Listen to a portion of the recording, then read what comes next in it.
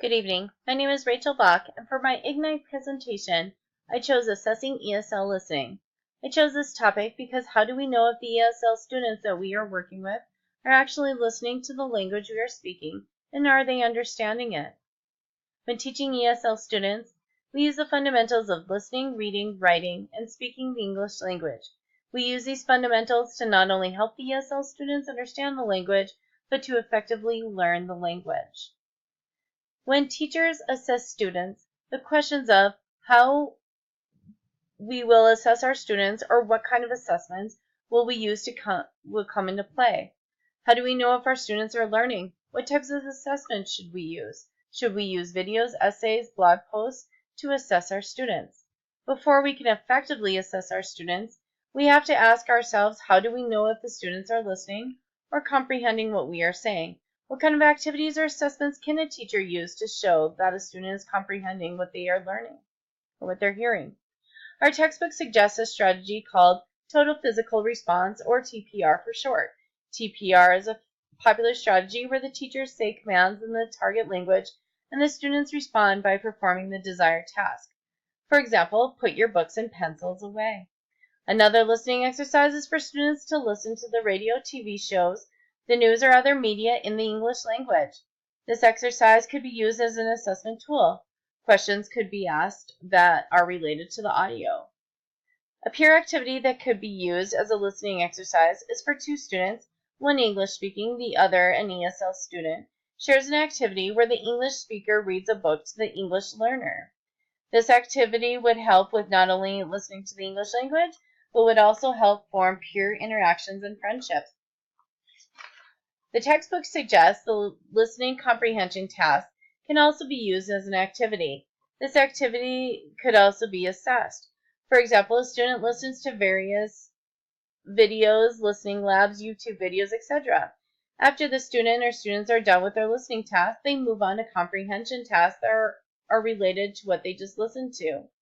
This listening task helps and assess the student's comprehension of what they just listened to. The textbook also suggests listening center activities that could be used as activities for ESL students to use to help with their English listening skills. Listening centers usually are placed in a designated spot in the classroom where students can listen to books on tape, CDs, or MP3 players. When students are using listening centers, they can follow along with their book while listening to the audio of the book they're reading. Using rubrics is an assessment tool that a teacher can use to assess his ESL students. Rubrics give students a visual of the criteria of what the teacher is exactly assessing and how he is assessing the assignment. Rubrics can also be used for not just grading purposes, but to show a student's growth with a period of time. Written assessments can also be used as an assessment tool. The students can have structured writing assignments. Students can also keep a listening log and keep a log of all their listening activities and what it was and the format. For example, the news, a book on tape, etc. Another assessment can be an actual listening test, where there are questions that are based on what the ESL student is listening to. Also, students can take notes to what they are listening to, and the students' notes can be assessed as well to match comprehension. Blending boards, games, and activity boards is a fun way to assess students' listening knowledge. What seems like a game can actually be a very successful tool. Teachers can assess how well the child performs with this task. A teacher-student interview is another assessment tool that can be used with ESL students. A teacher can ask questions on what the student has been listening to and assess or measure the student's communication and comprehension skills with what they have been listening to.